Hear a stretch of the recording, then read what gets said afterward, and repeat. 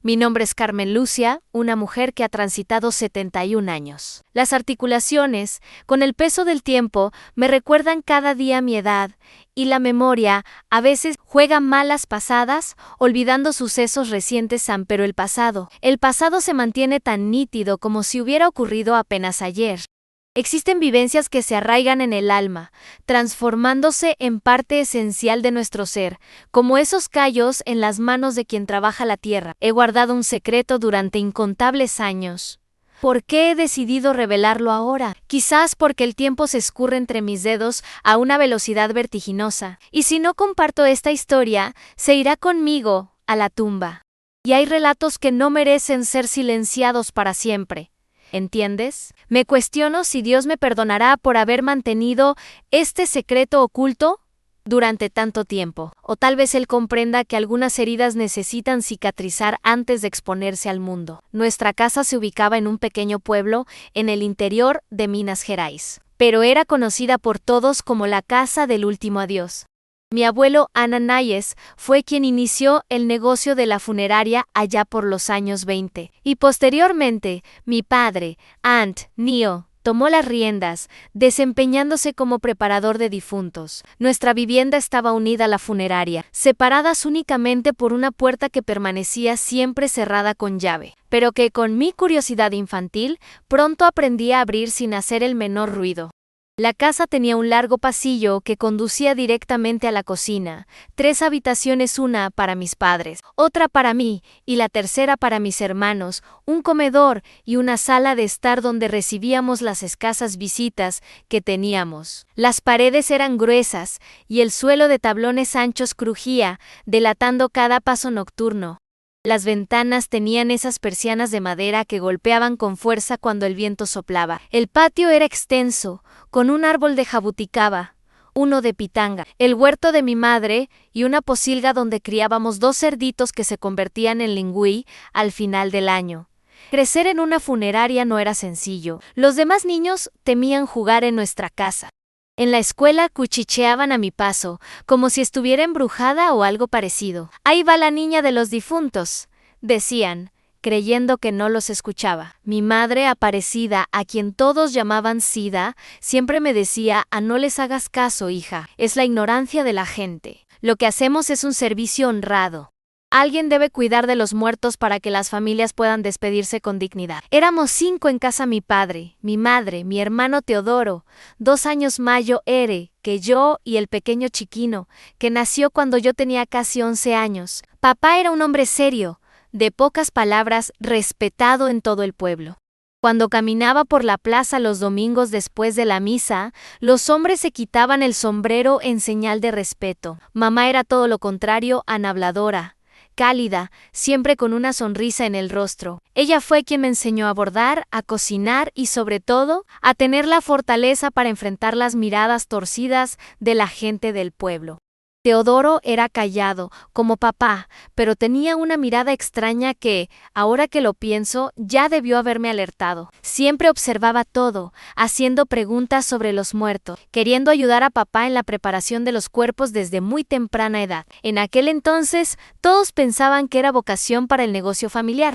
La funeraria olía a una mezcla peculiar de formol, flores y cera de vela, que impregnaba incluso nuestra ropa. Por la noche, escuchaba el sonido de las herramientas de mi padre trabajando en la sala de preparación. El tintineo metálico, el arrastrar de... Los cajones se abrían y cerraban con un suave golpe.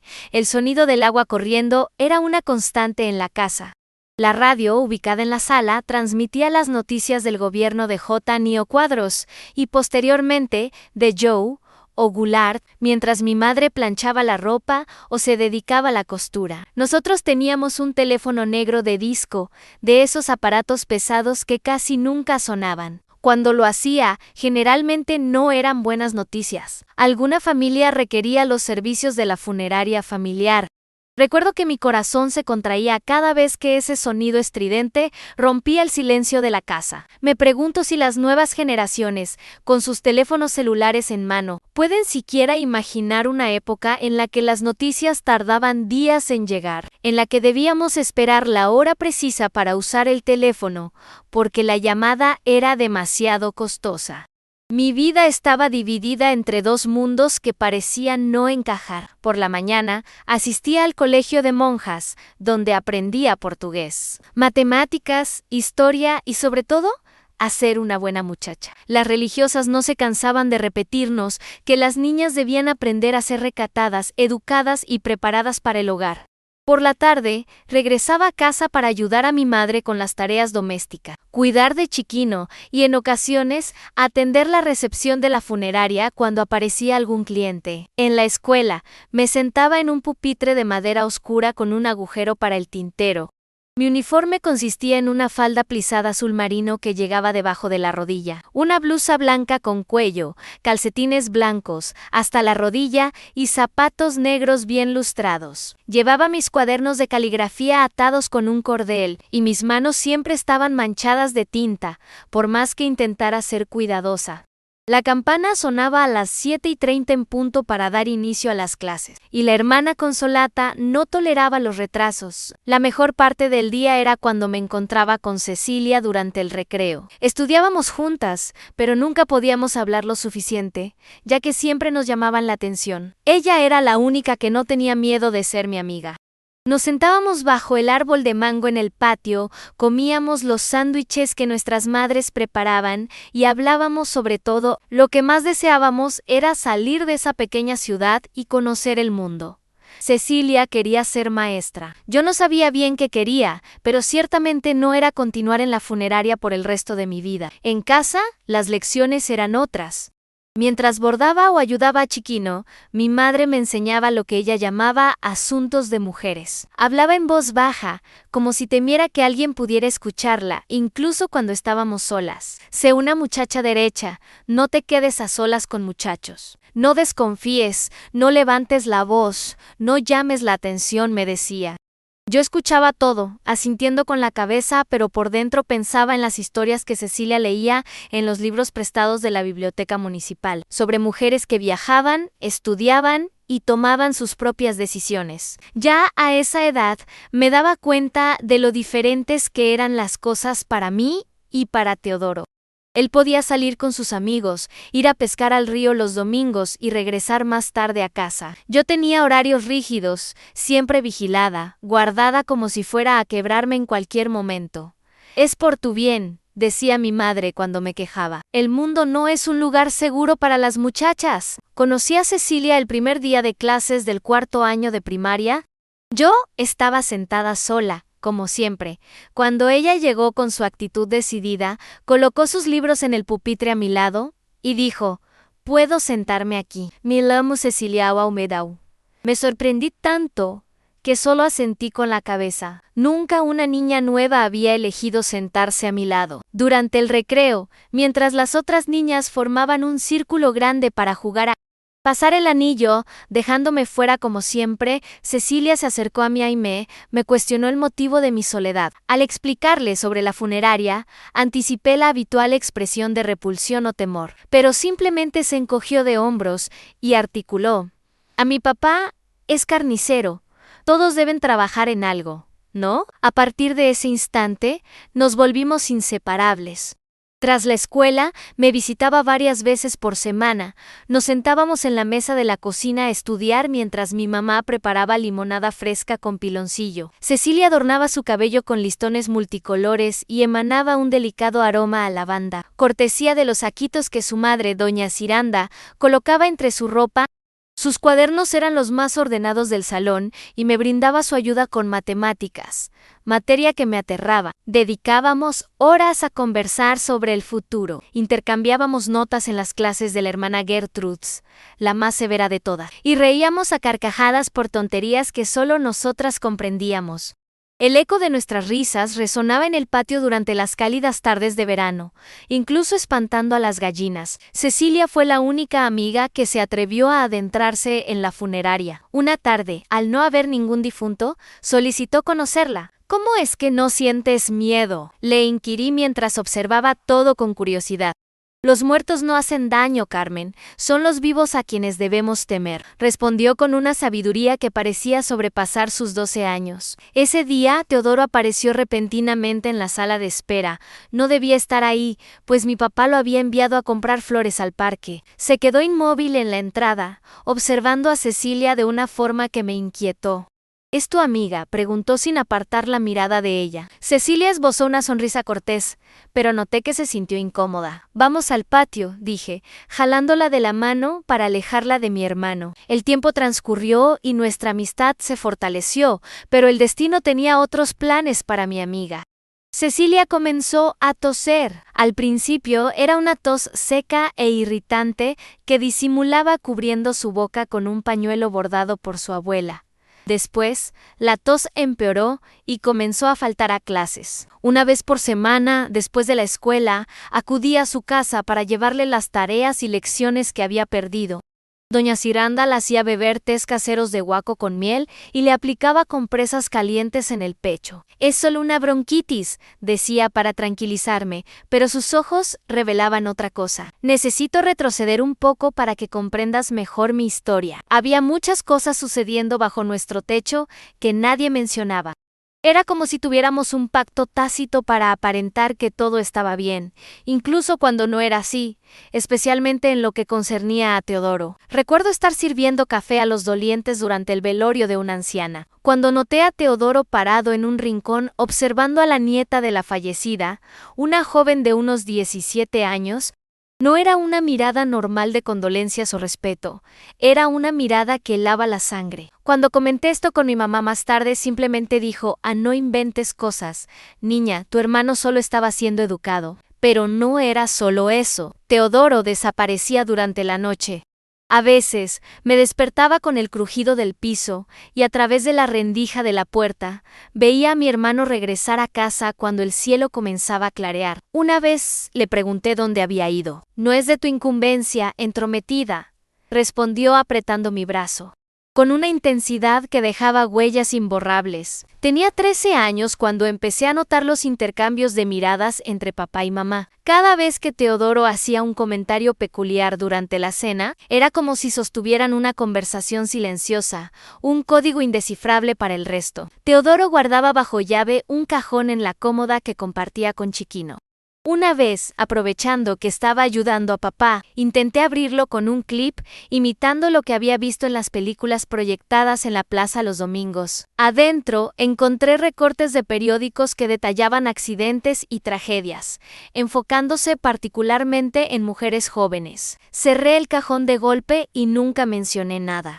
Cecilia, en una confidencia, me reveló que sentía que Teodoro la seguía en el camino entre la escuela y su casa. Creo que vi a tu hermano detrás de mí ayer, escondido cerca del almacén de don Sebastián, me dijo. Debe ser tu imaginación, respondí, intentando tranquilizarnos mutuamente, pero en el fondo sabía que no era así.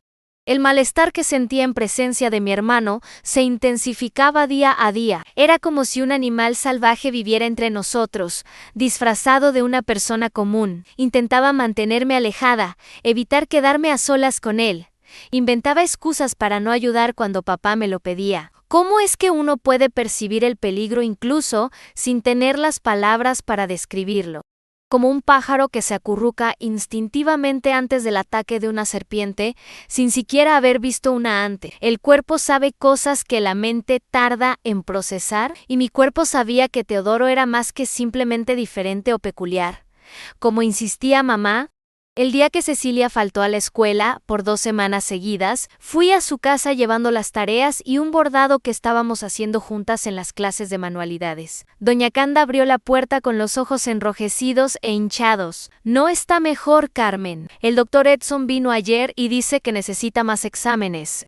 La tos de Cecilia había empeorado notablemente. Ya no era seca, sino que venía acompañada de un sibilante que angustiaba al escucharlo. Al entrar en la habitación, encontré a mi amiga pálida, con profundas ojeras, y el cabello sin su brillo habitual. A pesar de todo, sonrió al verme, e intentó incorporarse en la cama. No te esfuerces, le dije, sentándome al borde del colchón. Ahora me doy cuenta de cómo intentaba mostrarme fuerte. El cuarto olía a jarabe de guaco, hierbas y otro olor que solo ahora reconozco en el aroma de la enfermedad avanzando. El doctor Edson, el único médico de la ciudad que hacía visitas domiciliarias, venía día sí, día no, pero sus conocimientos eran limitados, y los medicamentos, aún más. Diagnosticó una neumonía severa y recetó jarabes y compresas. El tiempo pasaba y Cecilia empeoraba. Fue entonces cuando comenzó a escupir sangre en pañuelos, que escondía debajo del colchón para no asustar a su madre. El pánico se apoderó de la familia Almeida. Don Augusto, el padre de Cecilia, decidió que no había tiempo que perder. Consiguió que el político que quería ser elegido le prestara el coche y llevó a su hija a un hospital en Juiz de Fora, a 3 horas de distancia por caminos de tierra. Mamá no me permitió acompañarlos, a pesar de mis súplicas desesperadas. El lugar de los enfermos no es para visitas, Carmen. Vamos a rezar para que vuelva curada. Es lo mejor que podemos hacer. 3 días después, llegó la noticia en tuberculosis. Cecilia tenía tuberculosis en un estado avanzado. El médico dijo que necesitaría permanecer internada por meses, tal vez años. En aquella época, la tuberculosis aún era una sentencia de muerte para muchos. No podía asimilarlo. La idea de que mi brillante amiga llena de vida y anhelos estuviera confinada a una cama de hospital, lejos de todo y de todos, me dejó sin aliento. Semanas transcurrieron sin noticias. Las cartas que enviaba regresaban invariablemente, sin una línea de respuesta. Un día, casi un mes después de la partida de Cecilia, fui llamada a la dirección en medio de la clase de español.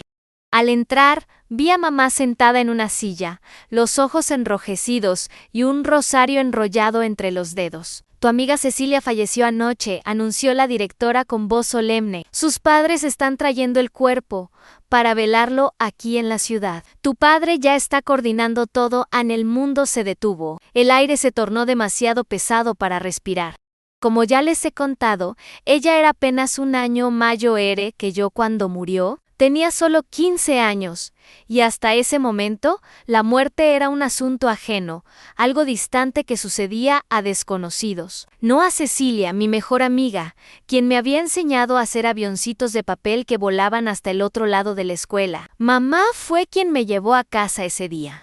En el camino, intentó consolarme, asegurando que Cecilia estaba ahora en el cielo, sin dolor ni sufrimiento. Pero yo no podía dejar de pensar que mi amiga jamás sería maestra. Nunca se casaría, ni conocería París, como soñábamos juntas. ¿Realmente nos reencontraremos después de partir de este mundo? ¿Acaso Cecilia sabía cuánto la amaba, aunque no tuve la oportunidad de despedirme? Estos eran los pensamientos de una niña. El cuerpo de Cecilia llegó a nuestra funeraria al final de la tarde. Papá me prohibió terminantemente entrar a la sala de preparación. No es bueno que veas a tu amiga así, hija. Guarda la imagen de ella viva en tu corazón. Era la regla de la casa. Yo nunca entraba a la sala de preparación. Era el territorio sagrado de mi padre, donde realizaba su trabajo con dignidad y respeto. Pero aquel día percibí algo diferente. Papá llamó a mamá a un rincón y le susurró algo. No permitas que Teodoro se quede solo con el cuerpo, bajo ninguna circunstancia. Ella sintió, con el rostro tenso, aquel intercambio de miradas, aquella conversación silenciosa que me excluía. Pasé la noche llorando en mi cuarto, abrazada a la almohada para ahogar los sollozos y no despertar a Chiquino, quien dormía en la cuna al otro lado. Eventualmente, exhausta, me dormí. No sé qué hora era cuando desperté sobresaltada. La casa estaba en absoluto silencio, excepto por el tic-tac del reloj de la sala y una rendija de luz que provenía de la sala de preparación, que a esas horas debía estar cerrada. Mi corazón se aceleró. Papá siempre apagaba todas las luces. Antes de dormir en algo, andaba mal. Salí de la cama, mis pies descalzos sintiendo el frío del piso. El corredor estaba oscuro, iluminado únicamente por la luz que se filtraba por debajo de la puerta de la sala de preparación. La casa entera olía a formol y flores, un aroma al que ya estaba acostumbrada. Al acercarme a la puerta, escuché un sonido. No era el ruido de las herramientas de papá, era otra cosa, un sonido apagado. Gemidos, la curiosidad y el temor luchaban en mi interior. Una parte de mí quería volver corriendo al cuarto, esconderme bajo las cobijas y fingir que no había oído nada. Pero otra parte necesitaba saber. Giré la manija despacio, tratando de no hacer ruido. La puerta rechinó levemente. La abertura era pequeña, pero suficiente para que pudiera ver el interior de la sala. Lo que vi en ese instante cambió mi vida para siempre.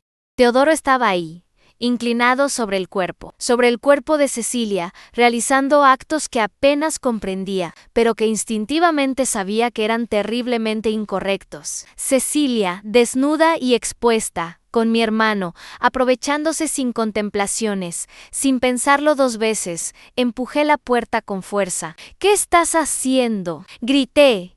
Mi voz temblaba de odio y repugnancia. Teodoro se giró rápidamente, sorprendido. Vestía solo con los pantalones bajados, que subió de inmediato. Su rostro, nunca olvidaré esa expresión, no mostraba vergüenza ni remordimiento, solo furia por ser interrumpido. «Lárgate de aquí, idiota», gruñó, avanzando hacia mí. Intenté huir, pero él fue más veloz. Me sujetó del brazo con tal fuerza que dejó una marca.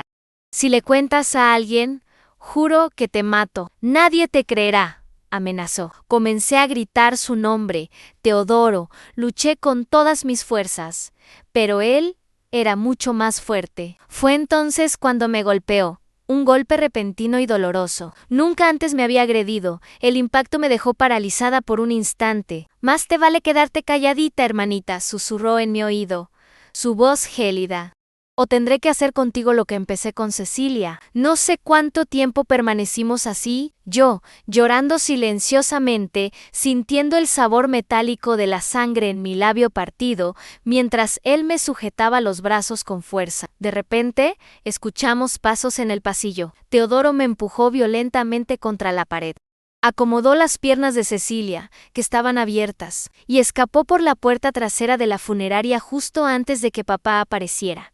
Sonaba lento y confuso. «Carmen, ¿qué haces aquí a estas horas?», preguntó, encendiendo la luz. Al ver mi rostro magullado y el labio sangrando, su semblante cambió radicalmente. «¿Qué ha pasado? ¿Quién te ha hecho esto?». No pude responder, solo atinaba a llorar.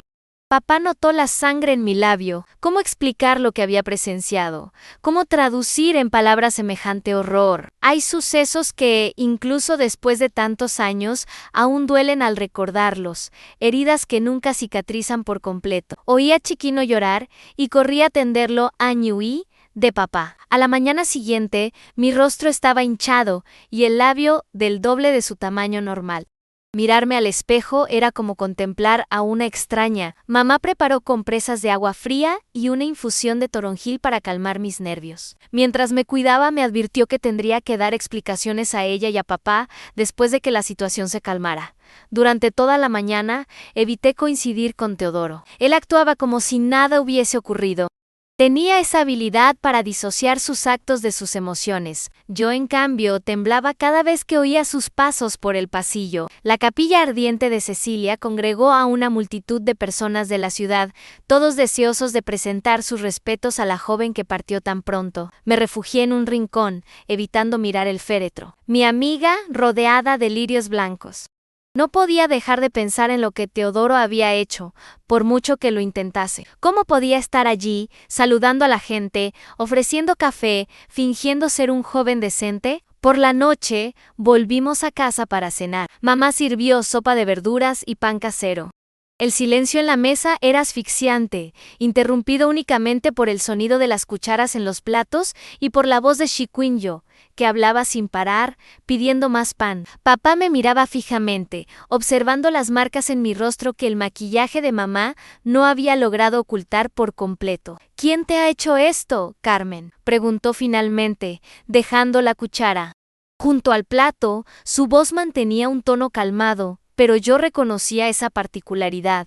Era la calma que precede a la tormenta. Teodoro, de inmediato, se levantó con la intención de abandonar la mesa, pero mi padre lo detuvo con un simple gesto. «Quédate sentado. Nadie se va a mover de aquí hasta que aclare lo que ocurrió anoche en esta casa». Mi mirada se dirigió a mi madre, quien lucía tan asustada como yo. Su rostro había perdido color, y sus manos temblaban sutilmente mientras sujetaba la servilleta. De alguna manera, ella ya lo intuía, ya sabía lo que estaba a punto de revelar. «Fue Teodoro», pronuncié finalmente, con la voz apenas audible. «¿Él me golpeó? Porque yo lo vi». Las palabras se atascaban en mi garganta. ¿Cómo explicar a mis padres lo que había presenciado? ¿Cómo describir con palabras ese horror? «Está mintiendo», exclamó Teodoro, golpeando la mesa con tal fuerza que los platos resonaron. Chiquino se asustó y rompió a llorar. Mamá lo tomó en brazos y se lo llevó junto con su plato de comida a la habitación. Ella entró en la despensa cuando no debía, y ahora inventa esta historia para evitar el castigo. Papá alzó la mano, silenciando a Teodoro. Sus ojos no se apartaban de los míos. «Continúa, hija. ¿Qué fue lo que viste?» Tomé una bocanada de aire y relaté todo. Hablé sobre la luz encendida a altas horas de la noche, sobre los ruidos extraños, sobre haber encontrado a Teodoro con Cecilia, sobre cómo me agredió al confrontarlo. Mientras hablaba, observaba cómo el rostro de mi padre cambiaba. El color desapareció, reemplazado por una palidez mortal. Sus ojos, siempre tan serenos, se llenaron de una furia que nunca antes había visto. «¡Es mentira!», gritó Teodoro nuevamente, pero su voz ya no tenía la misma seguridad. Ahora había miedo, temor por lo que estaba por venir. Papá se levantó lentamente. Su rostro, enrojecido por la ira, contrastaba con su habitual tranquilidad. En ese instante, algo se rompió dentro de nuestra familia, algo que jamás volvería a repararse. Papá se quitó el cinturón del pantalón con un movimiento rápido. Corrí hacia la habitación donde mamá estaba con Chiquino. Podíamos escuchar los gritos, los golpes, el sonido de los muebles al romperse. Abrazadao ao Chiquinho, quien no entendía lo que sucedía. Mamá rezaba en voz baja, con el rosario apretado entre los dedos, llorando tanto como yo. La violencia se prolongó lo que pareció una eternidad. Finalmente, oímos la puerta principal cerrarse de golpe, y el silencio se apoderó de la casa. Mamá me miró, con el pavor reflejado en sus ojos. «Quédate aquí con Chiquino», susurró, abriendo la puerta con cuidado. Minutos después, regresó con el rostro aún más pálido. «Tu padre se llevó a Teodoro», dijo. «Dijo que nunca más volverá a pisar esta casa». Esa noche, acostada en la cama con los ojos abiertos en la oscuridad, escuché los sollozos ahogados de mi madre provenientes de la habitación contigua. Papá no regresó hasta el amanecer. Apenas había salido el sol cuando entró en casa. Parecía haber envejecido 10 años en una sola noche. Sin decir una palabra, se dirigió a la sala donde velaban a Cecilia. Regresé al velorio de Cecilia, que continuaría esa mañana como si el mundo no se hubiera derrumbado sobre nosotros durante la noche. Cuando finalmente cerraron el ataúd y el cortejo fúnebre se dirigió al cementerio municipal, sentí que una parte de mi infancia estaba siendo enterrada junto con Cecilia. La niña que yo era, inocente y soñadora, también había muerto aquella noche. Durante la semana siguiente al entierro de Cecilia, papá nos convocó a mamá y a mí para una conversación seria en la sala. Chiquiño dormía, ajeno a las tormentas que sacudían nuestra familia. «Teodoro no volverá a esta casa», afirmó papá. La voz, aunque firme, no lograba ocultar el dolor que reflejaban sus ojos. Él permanecía internado bajo el cuidado de un lugar especializado en brindar apoyo. «¿Internado?», repitió Antonio con la voz quebrada, los ojos enrojecidos por las lágrimas. «¿En un hospital para personas como él? ¿En Barbacena? Un lugar lejano». A pesar de mis 14 años, comprendía el significado de ese destino en un depósito para los perturbados, los locos que la sociedad prefería olvidar. Quien entraba allí jamás volvía a ser el mismo, si es que volvía, reflexioné. «¿Y qué les diremos a los demás?», preguntó mamá, siempre preocupada por las apariencias, por el juicio ajeno. «Diremos que se fue a estudiar a Belo Horizonte, que consiguió una beca en el colegio de los padres. Nadie necesita saber la verdad».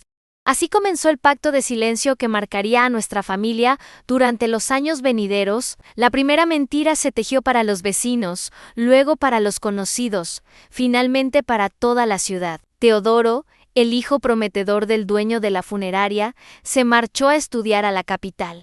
Se está preparando para ser médico, contábamos, hilando una historia tan bella, tan convincente, que a veces yo misma llegaba a dudar. Unos meses después, las cartas comenzaron a llegar, sobres sencillos dirigidos a papá. Él nunca los abría frente a nosotros. Se encerraba en el despacho para leerlas y luego las guardaba en un cajón bajo llave. Jamás respondió a ninguna. Está pidiendo volver. Le escuché decir a papá una noche, creyendo que dormía. Dice que se arrepiente, que fue solo un error. ¿Y qué vas a hacer?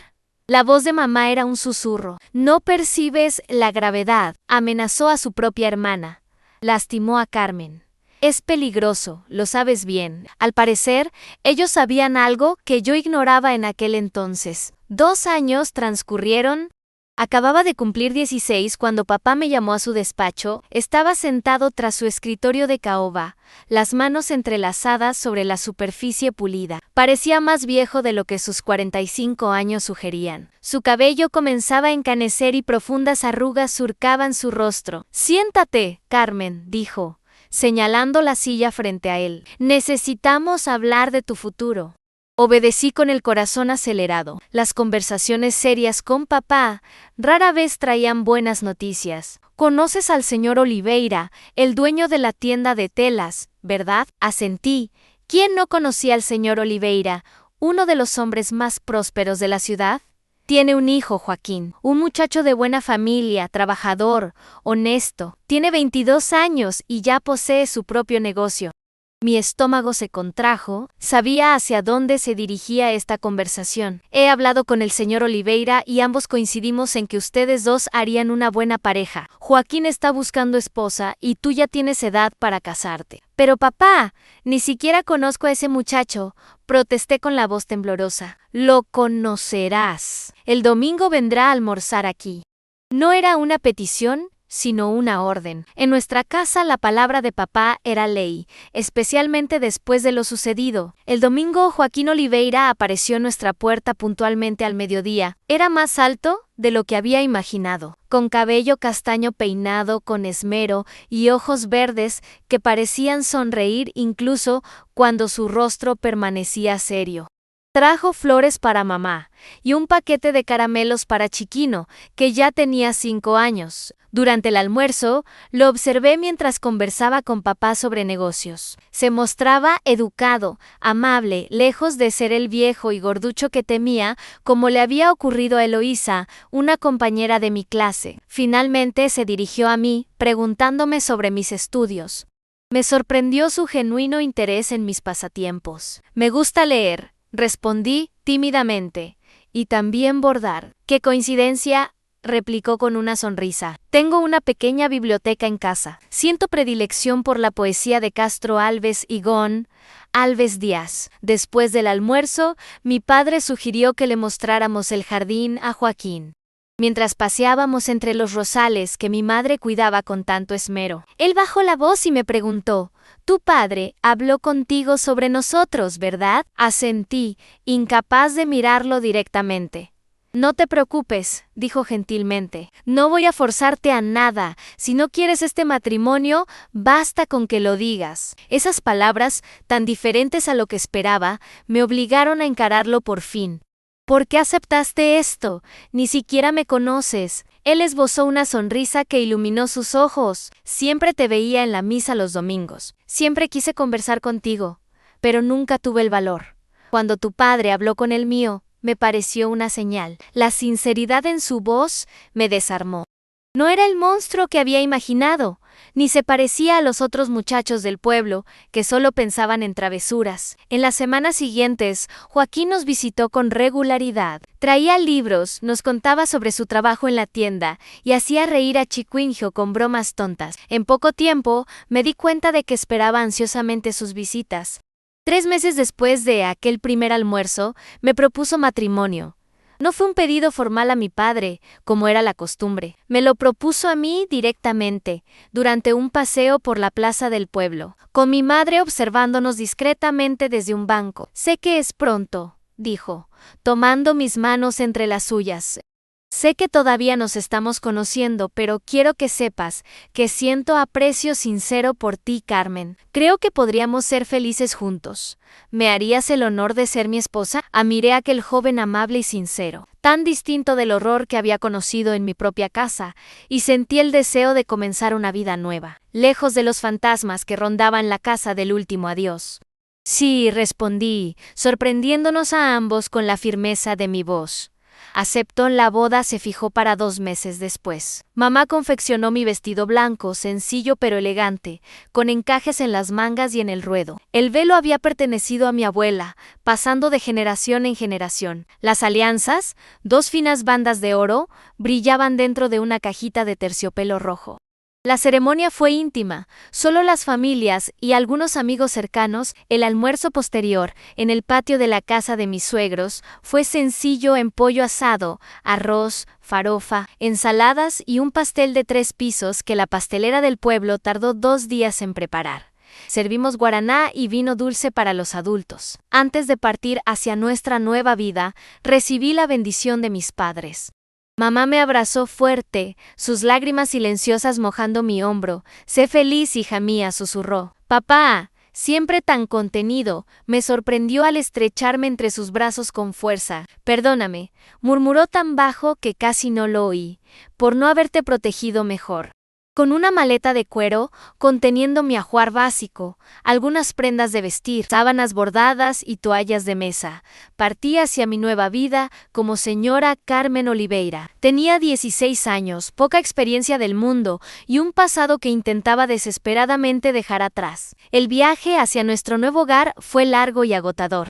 El tren se sacudía sobre los rieles, atravesando paisajes que nunca había visto antes. Vi el verde exuberante de Minas Gerais dar paso a las plantaciones de Paraná, donde Joaquín había comprado una pequeña propiedad y abierto una sucursal de la tienda de tejidos de su familia. Mi esposo, Joaquín, me explicó durante el viaje que mi padre deseaba que me quedara, pero yo siempre anhelé construir algo propio, lejos de su influencia. Lo comprendí a la perfección. Yo también anhelaba distancia, un nuevo comienzo donde nadie conociera mi pasado, donde pudiera ser simplemente Carmen Lucía, no la hija del dueño de la funeraria ni la hermana de Teodoro. Nuestra casa era acogedora y bonita. Contaba con 2 recámaras, una sala, una cocina y un patio trasero donde Joaquín pronto comenzó a planear un huerto. No era tan grande como la casa donde crecí, pero era nuestra, y eso hacía toda la diferencia. Fue en esa casa donde pasamos nuestra noche de bodas. Joaquín era un hombre cariñoso, me amaba mucho y fue un sueño. No tengo nada de qué quejarme. Los primeros días fueron un ajuste. El acento de la gente era diferente, la comida tenía condimentos que no conocía, las costumbres variaban sutilmente de las que yo conocía en Minas Gerais. Sin embargo, Joaquín fue paciente, presentándome a todos, ayudándome a adaptarme. Por las noches, acostada a su lado en nuestra cama matrimonial, sentía un gran amor por ese hombre y al mismo tiempo, temor. Temor de que muriera. Era algo que, creo, no habría pensado si hubiera crecido allí, en aquel lugar que bien conoces. 11 meses después de la boda, nació nuestro primer hijo, Antonio, nombrado así en honor a mi padre. 2 años después llegó María, y 3 años más tarde, José, nuestro Benjamín. La casa, antes tan silenciosa, se llenó de llantos, risas y las discusiones de los hermanos. Las cartas de mi madre llegaban cada 15 días. En ellas me contaba sobre Chiquino, que crecía fuerte y estudioso, sobre la salud de papá, que comenzaba a declinar, y sobre las pequeñas novedades del pueblo. Nunca mencionaba a Teodoro, como si él realmente ya no existiera. En una de las cartas me envió una fotografía de ella, papá y Chiquino frente a la casa.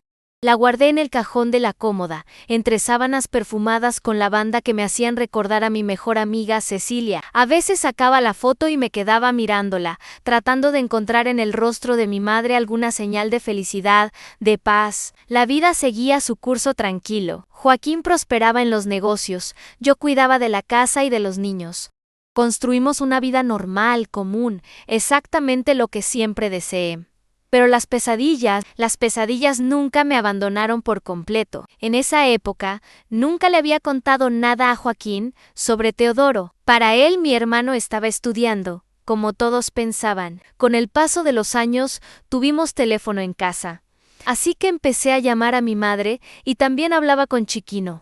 Mi padre era el que menos hablaba con nosotros, pero fue a través de una llamada telefónica que recibí una terrible noticia. Era un miércoles lluvioso de agosto de 1986. A la voz embargada de mi madre al otro lado de la línea me dijo: tu padre falleció. Carmen, en un ataque cardíaco. Fue rápido, no sufrió. El mundo pareció detenerse por un momento. Papá, papá, papá.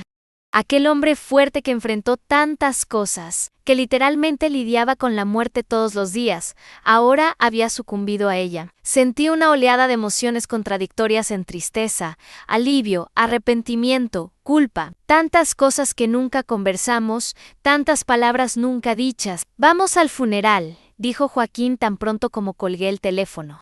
Voy a preparar el coche, podemos partir mañana temprano. El viaje de regreso en nuestro Chevette azul fue silencioso. Los niños, ahora con 15, 13 y 11 años, sentían la gravedad de la situación. El Mayo Ere, tan parecido a Joaquín en su temperamento tranquilo, me tomaba la mano de vez en cuando. Ellos nunca habían estado allí, con mis suegros.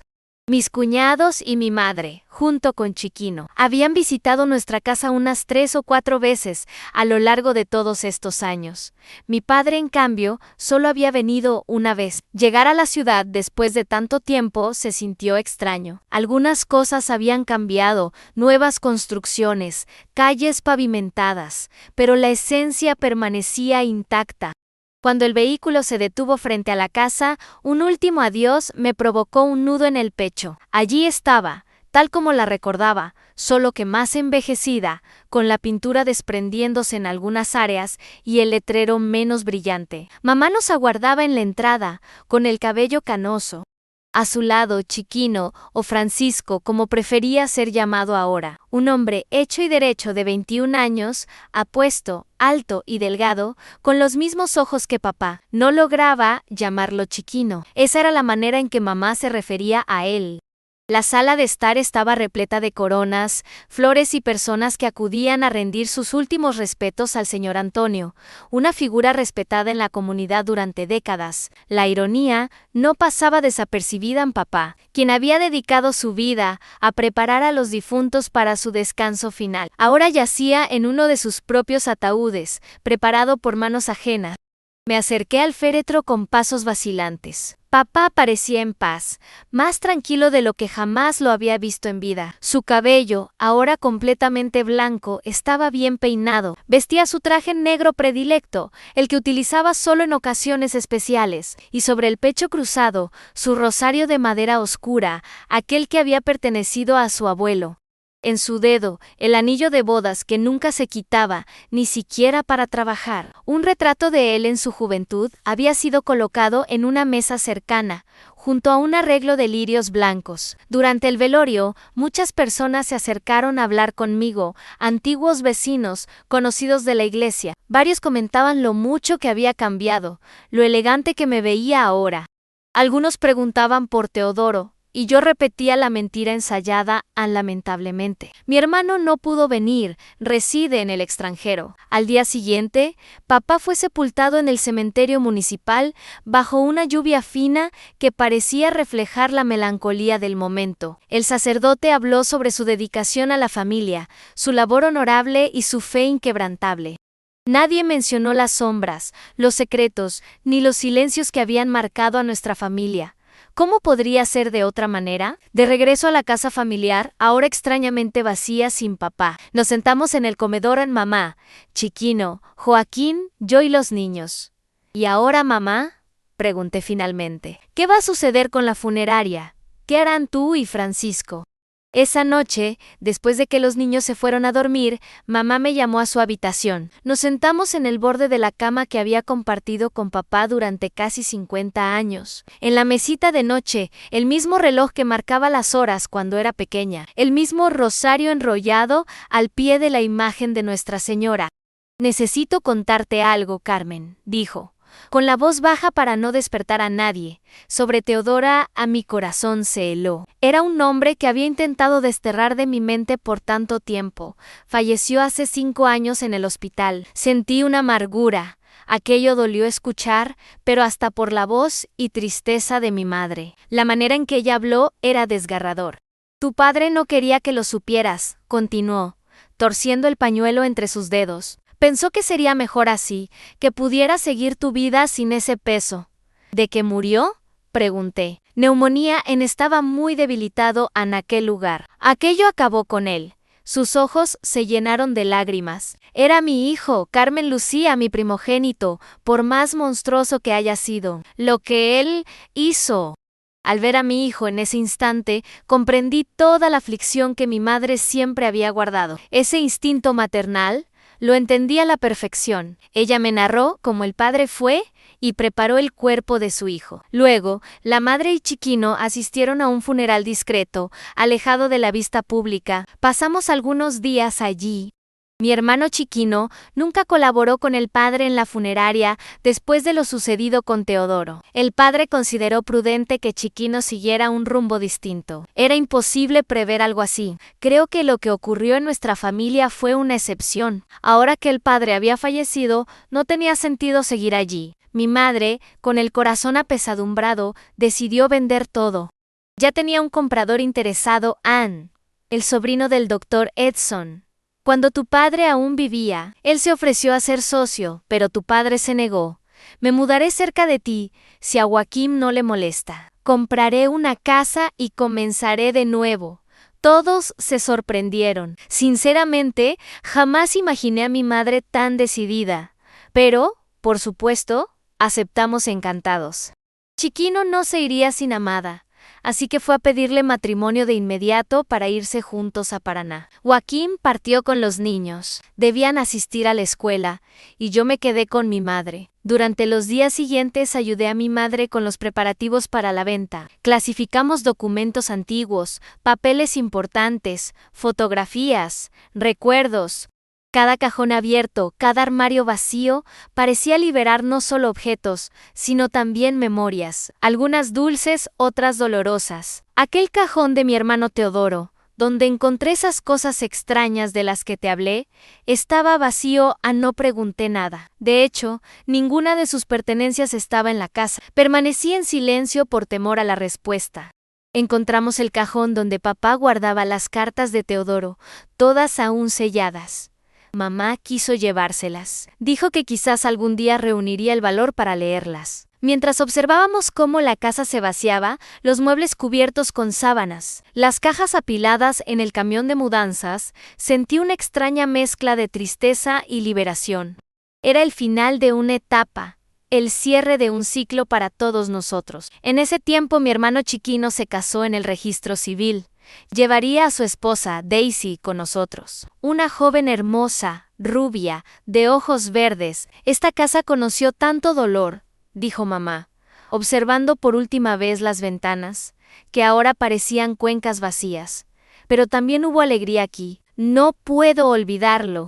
El nuevo propietario, un hombre joven con gafas y una sonrisa respetuosa, esperaba en el porche para recibir las llaves. Mantendré el respeto que su padre tenía por los difuntos, prometió mientras mi madre le entregaba el llavero. Al llegar a Paraná, se quedaron en nuestra casa hasta encontrar un nuevo hogar. En poco tiempo, mi madre compró una casa hermosa. Era muy grande. El dinero de la funeraria rindió mucho. Mi hermano podría haber comprado una casa para él también. Los primeros meses fueron de adaptación. Mamá tenía sus momentos de profunda tristeza, cuando se quedaba mirando por la ventana con esa mirada distante que yo conocía bien. Pero también había momentos de alegría, especialmente cuando jugaba con mis hijos o le enseñaba recetas mineiras a Daisy, que nunca había probado un té. ¿O de qué hijo? Auténtico. 2 varones y 2 5, las 3 y 7 niñas, todos con esos ojos claros de Daisy. Mis hijos estudiaron, se casaron y me regalaron nietos. Hoy, tengo 5 nietos y 3 bisnietos, una familia grande y bulliciosa que llena nuestra casa en los almuerzos dominicales o durante las vacaciones escolares. Kay y yo hemos envejecido juntos, nuestras manos ahora más arrugadas, el cabello blanco, pero el mismo cariño de siempre. A veces, cuando lo observo durmiendo a mi lado, agradezco en silencio que Dios haya puesto en el camino de mi padre a un hombre tan bueno. Permítanme retroceder un poco, siempre me emociono y cuento las cosas. 5:03:50 muy rápido, pero luego recuerdo la secuencia en que todo ocurrió. Fue hace unos 12 años, cuando mi hermano fue a la playa con sus hijos, y yo fui a hospedarme allí con mi madre. Era una tarde calurosa de enero, el ventilador giraba perezosamente en el techo de la sala. Estábamos tomando café con pastel de maíz, cuando ella preguntó, casi en un susurro en Carmen Lucía, ¿podrías ayudarme con algo que no tengo el valor de hacer sola? Por la seriedad en su rostro, y sobre todo porque me había llamado por mis dos nombres, me di cuenta de que no era un 5, las 4:27 pedido común. Claro, madre, ¿qué necesitas? Se levantó con dificultad, sus rodillas ya no eran las mismas, y fue hasta el dormitorio. Regresó cargando una caja de zapatos antigua, atada con un cordel desgastado por el tiempo. Son las cartas de Teodoro, dijo simplemente, colocando la caja sobre la mesa. Nunca tuve el valor de abrirlas. Tu padre nunca quiso que las leyera. Decía que solo traerían más dolor. Pero ahora necesito saber. Sentí un escalofrío recorrer mi espalda. Aquel nombre, aquellos recuerdos que intentaba mantener encerrados en lo más profundo de mi mente, volvían como un 5:11 fantasma. ¿Estás segura, madre? Ella asintió, con los ojos ya llorosos. Estoy segura, pero no puedo hacerlo sola. Hace tiempo que quiero hacer esto, hija, pero la casa siempre está llena. No sé si tendré otra oportunidad. Mi madre tenía razón. Con dedos temblorosos, deshice el nudo del cordel. Dentro de la caja, había decenas de sobres amarillentos por el tiempo, todos aún sellados, organizados por fecha. El más antiguo era de 1969, apenas 2 meses después de que Teodoro fuera internado a la fuerza por papá. Antes incluso de abrir la primera carta, madre y yo ya estábamos a 5, las 5:57 llorar. Era como revivir todo de nuevo, aquel pedazo de nuestra historia que tanto intentamos olvidar. La primera carta era breve, escrita con una letra temblorosa, casi infantil a querido papá. Sácame de aquí. Este lugar es terrible. Las personas gritan día y noche. Los enfermeros nos golpean. No aguanto más. Por favor, perdóname. Prometo nunca más hacer aquello. Amo a mamá y a mis hermanos.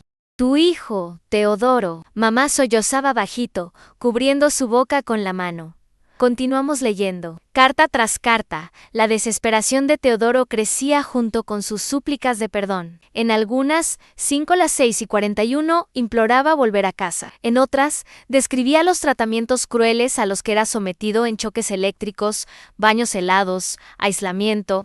Él escribió que esas cartas eran escritas a escondidas, porque no dejaban a los pacientes contar lo que sucedía allí dentro. Dijo también que tal vez no conseguiría mandar más nada, pues quizá olvidaría quién era. Yo, ya no aguantando ver a mi madre en el estado en que estaba, llena de culpa y remordimiento por haber dejado a su hijo a la deriva en aquel infierno, dije, no deberíamos estar leyendo esto. Madre 5:07:19, sentía un nudo en la garganta.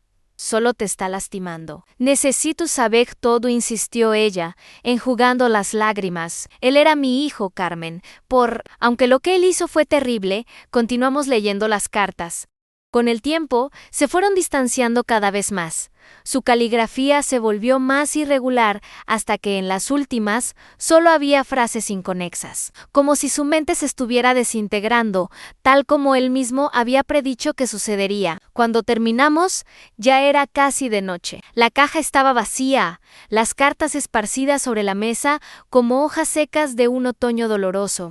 Tras un prolongado silencio, reuní valor y pregunté algo que siempre me había inquietado desde mi juventud, algo que desde hacía mucho tiempo quería saber. Madre, ¿qué sabían tú y papá sobre Teodoro que yo ignoraba?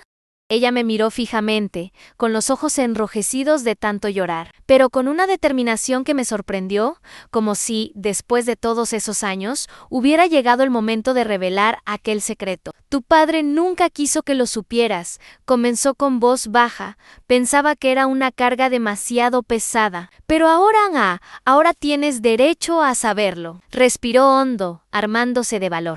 Tu hermano Nel hacía cosas horribles con las difuntas. Mi estómago se revolvió, aunque ya me imaginaba lo que venía a continuación. Tu padre, Carmen, siempre notó que los cuerpos de las difuntas habían sido ultrajados. Continuó, apenas pudiendo pronunciar las palabras. Podían ser jóvenes o viejas, no importaba. Teodoro le daba un té a tu padre para que durmiera profundamente mientras él hacía esas cosas. Los recuerdos afloraron en mi mente como destellos a las luces encendidas hasta altas horas de la noche en la sala de preparación. Los sonidos extraños, el comportamiento cada vez más peculiar de papá, siempre revisando los cuerpos antes de los velorios, siempre tenso, vigilante. Un día, ella siguió a su padre y descubrió a Teodoro colocando un polvo en su té por la noche. Tu padre, ¿sabes? Recibía todas las noches una taza de té de tu hermano. E incluso yo sentía un poco de celos, hija, porque él nunca tenía esa gentileza conmigo. Siempre era, papá está cansado, necesita descansar bien. Con el tiempo, tu padre comenzó a sospechar, empezó a darse cuenta de que dormía demasiado profundamente, que no oía nada durante la noche, justo el que siempre había tenido el sueño ligero. Cuando finalmente sorprendió a Teodoro, poniendo el polvo en el té, lo confrontó.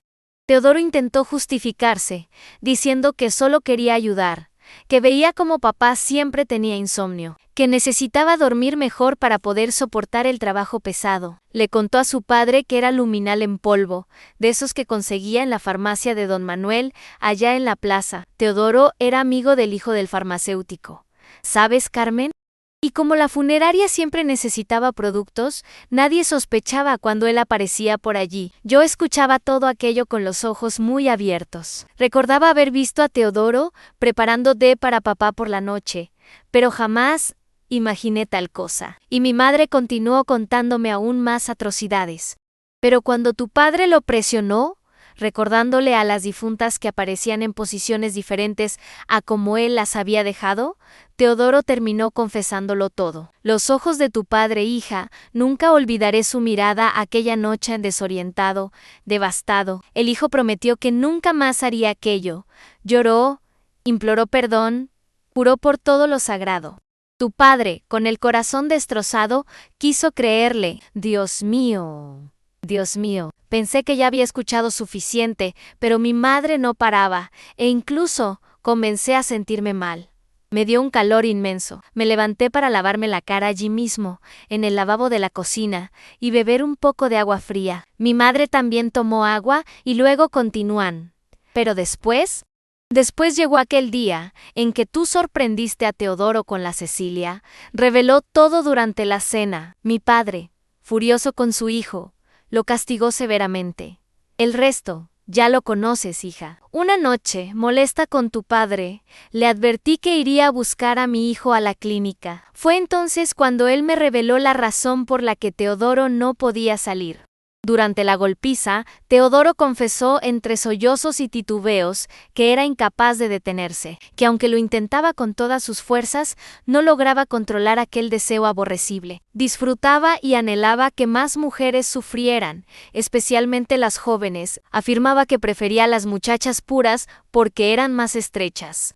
Por eso, su padre lo consideraba una gran amenaza, no solo por haber dañado a Carmen, sino por todo en su conjunto. Cubrí mi rostro con las manos, sintiendo una náusea que ascendía por mi garganta, provocándome un fuerte dolor de cabeza. En ese instante, todo cobró sentido. Anne, la furia de papá aquella noche, la decisión de internar a Teodoro tan lejos. Él estaba realmente perturbado.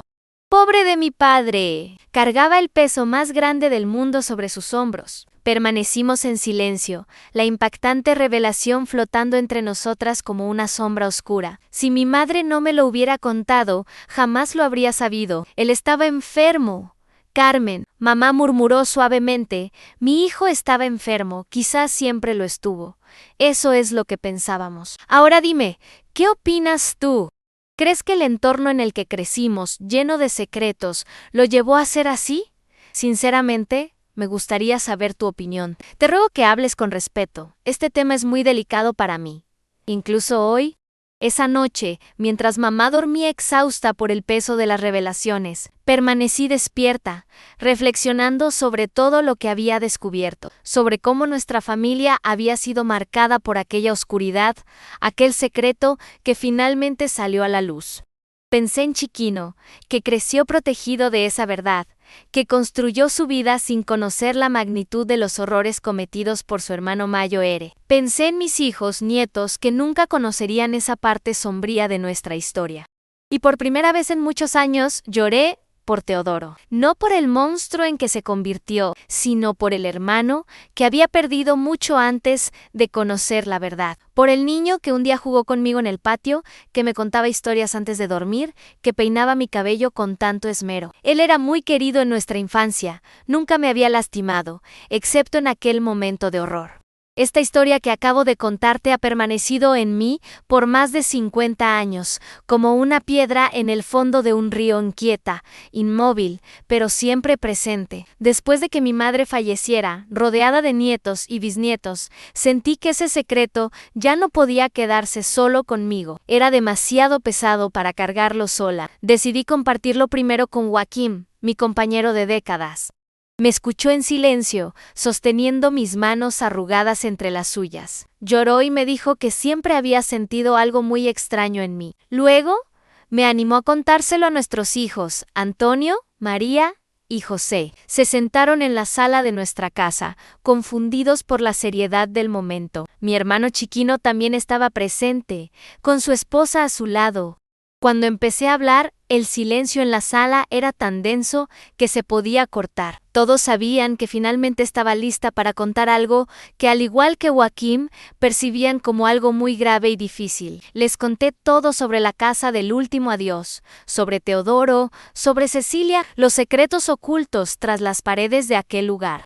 En una ocasión que llamé hogar, les compartí sobre las cartas, las confesiones del horror que mi padre mantuvo oculto para protegernos. Chiquiño escuchó todo con los ojos muy abiertos, las manos temblándole un poco. Recuerdo a nuestros padres siempre tristes cuando era niño, dijo él cuando terminé mi relato, pero no recuerdo a nuestro hermano Mayo Ere. Es como si nunca hubiera existido para mí. Le mostré las cartas escritas por Teodoro, aún más amarillentas por el paso del tiempo, con una caligrafía irregular que narraba su descenso al infierno. Las conservo hasta el día de hoy, en la misma caja de zapatos, junto con otras reliquias de un pasado que parece haber ocurrido en otra vida. ¿Saben? Decidí contarles todo porque recuerdo muy bien a mi madre después de desahogarse conmigo. Vivió mejor, más ligera, era como si al compartir esa carga, parte de ella se hubiera disipado en el aire, y me doy cuenta de que conmigo también fue así. Guardar secretos por tanto tiempo es como caminar con una mochila llena de piedras. Uno se acostumbra al peso, pero solo se da cuenta de cuánto te encorvaba cuando finalmente lo sueltas. Mis hijos lloraron, me abrazaron y dijeron que ahora entendían tantas cosas en mis miedos, mis pesadillas ocasionales. Esa sombra que a veces cruzaba mi mirada cuando algo me recordaba el pasado. Agradezco a este canal Reflexiones de los Abuelos, un espacio confiable y maravilloso que me permitió hablar mi verdad sin exponerme. Veo muchos comentarios de personas molestas, preguntando por qué no revelamos quiénes somos, por qué no hablamos nosotros mismos directamente en las cámaras, pero entiendo a los abuelos que, como yo, cuentan sus historias aquí. Es bueno desahogarse sin tener que aparecer. Cuando salga a la calle, nadie va a señalarme con el dedo, nadie va a cuchichear. Es ella, la de la familia del difunto. Como sucedía en mi juventud, puedo seguir siendo simplemente doña Carmen Lucia, abuela de 5 nietos y bisabuela de 3 niños hermosos. Tengo 71 años ahora y la vida me ha dado más de lo que jamás soñé cuando era aquella niña asustada en la casa mortuoria. Me dio un buen marido, hijos amorosos, una familia que crece y prospera. La oscuridad del pasado no consiguió apagar la luz que encontré después, y tal vez ese sea el mensaje que quiero dejar para quien me escuche. Los secretos tienen poder mientras permanecen escondidos. Sacarlos a la luz no borra lo que sucedió, pero permite que la herida finalmente comience a cicatrizar.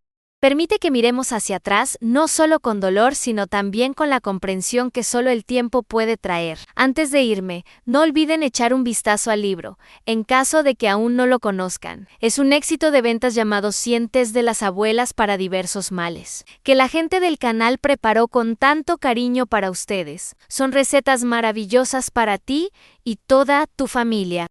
Hay té para el dolor de estómago, para la gripe, para calmarse y dormir mejor, todo natural como lo hacían nuestros antepasados. El equipo trabajó mucho para reunir todas esas recetas, hacer las ilustraciones de las hierbas y explicar direitinho los beneficios, el modo de preparación, como si la propia abuela estuviera leyendo para ti. Cuando lo compras, además de tener acceso a ese conocimiento tan precioso, también muestras tu apoyo al canal. Si quieres conocerlo, basta con hacer clic en el primer enlace fijado en el primer comentario. Que Dios los bendiga a ti y a tu familia.